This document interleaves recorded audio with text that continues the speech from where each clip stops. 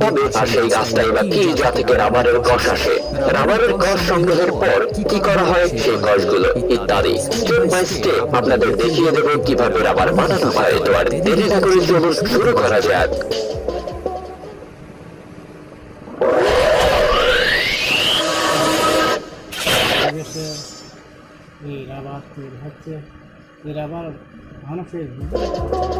রাবারকে যে যে গুণ নির্ভেজাল রাবার বানায় তার টেনসাইল স্ট্রেংথ, ইলাস্টিসিটি আর রাফনেস।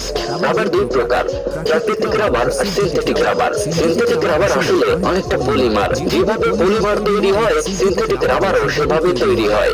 এখন বলতে পারেন পলিমার কিভাবে হয়, সেই তো জানি না। ওকে, যারা জানেন না তাদের এই ভিডিওর ডেসক্রিপশনে একটি ভিডিও লিংক থাকবে। তবে বোঝানোর জন্য আরেকটু বলছি, সিনথেটিক রাবার আসলে প্লাস্টিক, এর কোয়ালিটি অনেকটাই উচ্চ মানের। এবার বলি প্রাকৃতিক রাবার কিভাবে হয়।